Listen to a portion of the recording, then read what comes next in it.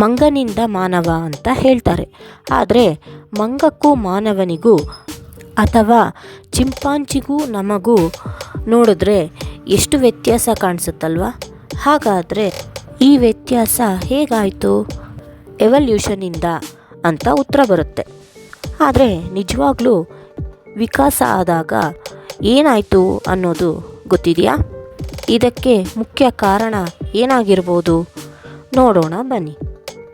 ನಮಸ್ಕಾರ ಸ್ನೇಹಿತರೆ, inside us ನಮ್ಮೊಳಗಿನ ನಾವುಗೆ ಹಾರ್ದಿಕ ಸ್ವಾಗತ.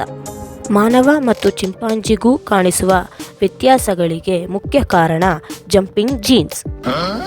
ಇದೇನಪ್ಪ, ನಾವು ಮಕ್ಕಳನ್ನ ಜಂಪ್ ಮಾಡೋದು ನೋಡಿದ್ದೀವಿ, ರಾಜಕಾರಣಿಗಳು ಒಂದು ಪಕ್ಷದಿಂದ ಇನ್ನೊಂದು ಪಕ್ಷಕ್ಕೆ ಜಂಪ್ ಮಾಡೋದು ನೋಡಿದ್ದೀವಿ, ಆದರೆ ಇದ್ಯಾವುದಿದು ಜಂಪ್ ಮಾಡೋ ಜೀನ್ಗಳು ಅನ್ಕೋತಾ ಇದ್ದೀರಾ? ಹೌದು ಸ್ನೇಹಿತರೆ, ಜೀನ್ಸ್ಗಳು ಸಹ ಜಂಪ್ ಮಾಡುತ್ತವೆ. ಅದನ್ನು ಜಂಪಿಂಗ್ ಜೀನ್ಸ್ ಅಥವಾ ಟ್ರಾನ್ಸ್ಪೋಸಾನ್ಸ್ ಎಂದು ಕರೆಯುತ್ತಾರೆ. ಇದು ಬ್ಯಾಕ್ಟೀರಿಯಾಯಿಂದ ಹಿಡಿದು ಮಾನವನ ತನಕ ಎಲ್ಲರಲ್ಲೂ ಸಹ ಇರುತ್ತದೆ.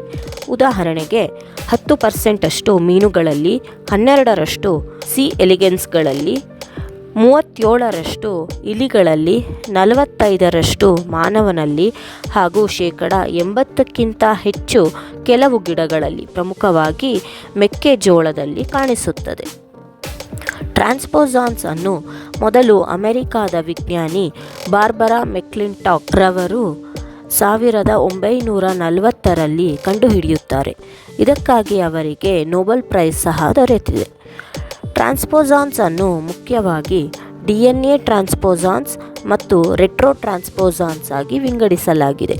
DNA transposons cut and paste mechanism ಉಪಯೋಗಿಸುತ್ತದೆ. ಅಂದರೆ ಈ ಜೀನ್ಸ್ಗಳು ಒಂದು ಸ್ಥಳದಿಂದ ಕತ್ತರಿಸಿ ಮತ್ತೊಂದು ಸ್ಥಳಕ್ಕೆ ಅಂಟಿಕೊಳ್ಳುತ್ತದೆ.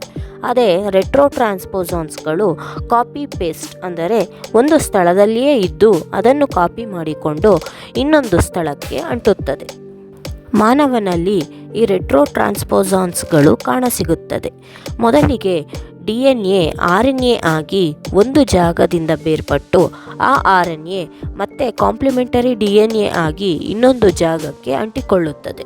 ಈ ಜೀನ್ಸ್ಗಳು ಹೇಗೆ ಒಂದು ಜಾಗದಿಂದ ಇನ್ನೊಂದು ಜಾಗಕ್ಕೆ ನೆಗೆಯುತ್ತದೆ ಅಂದರೆ, ನಮ್ಮ DNAದಲ್ಲಿ ಒಂದು ನಿಗದಿತ ಸ್ಥಳದಿಂದ ಕೆಲವು ಅಂಶಗಳು ಒಂದು ಜಾಗದಿಂದ ಬೇರ್ಪಟ್ಟು ಇನ್ನೊಂದು ಜಾಗಕ್ಕೆ ಸೇರಿಕೊಳ್ಳುತ್ತದೆ. ಇದಕ್ಕೆ ಟ್ರಾನ್ಸ್ಪೋಸೇಸ್ ಇಂಟಿಗ್ರೇಸ್ ಎನ್ಸೈಮ್ಗಳು ಸಹಾಯ ಮಾಡುತ್ತದೆ. ನಮ್ಮ DNAದಲ್ಲಿ 2 ರೂಪವಿರುತ್ತದೆ, ಇಂಟ್ರಾನ್ಸ್ ಮತ್ತು ಎಕ್ಸಾನ್ಸ್. ಎಕ್ಸಾನ್ಸ್ ಎನ್ನುವುದು ನಮ್ಮ DNAದಲ್ಲಿ ಕೆಲಸ ಮಾಡುವ ಸ್ಥಳಗಳು, ಅಂದರೆ ಪ್ರೋಟೀನ್ಸ್ಗಳನ್ನು ತಯಾರಿಸುವ ಸ್ಥಳಗಳು, ಹಾಗೂ ಇಂಟ್ರಾನ್ಸ್ ಯಾವುದೇ ತರಹದ ಪ್ರೋಟೀನ್ಸನ್ನು ತಯಾರಿಸುವುದಿಲ್ಲ. ಸಾಮಾನ್ಯವಾಗಿ ಟ್ರಾನ್ಸ್ಪೋಸಾನ್ಸ್ ಒಂದು ಇಂಟ್ರಾನ್ಸ್ ಇಂದ ಇನ್ನೊಂದು ಇಂಟ್ರಾನ್ಸ್ಗೆ ನೆಗೆಯುತ್ತದೆ. ಇದರಿಂದ ನಮಗೆ ಯಾವುದೇ ತರಹದ ತೊಂದರೆಗಳು ಆಗುವುದಿಲ್ಲ. ಅಕಸ್ಮಾತ್ ಇದು ಇಂಟ್ರಾನ್ಸ್ ಇಂದ ಎಕ್ಸಾನ್ಸ್ಗೆ ನೆಗೆದರೆ ಅಥವಾ ಒಂದು ಎಕ್ಸಾನ್ಸ್ ಇಂದ ಇನ್ನೊಂದು ಎಕ್ಸಾನ್ಸ್ಗೆ ನೆಗೆದರೆ ಆಗ ನಮಗೆ ಮ್ಯೂಟೇಷನ್ಸ್, ಜೆನೆಟಿಕ್ ಡಿಸೀಸ್ ಬರುವ ಸಾಧ್ಯತೆಗಳು ಇರುತ್ತದೆ. ಮಾನವನಿಗೂ ಚಿಂಪಾಂಜಿಗಳಿಗೂ ಮುಖ್ಯವಾಗಿ ಈ ರೆಟ್ರೋ ಟ್ರಾನ್ಸ್ಪೋಸಾನ್ಸ್ಗಳಲ್ಲಿ ವ್ಯತ್ಯಾಸವಿರುತ್ತದೆ.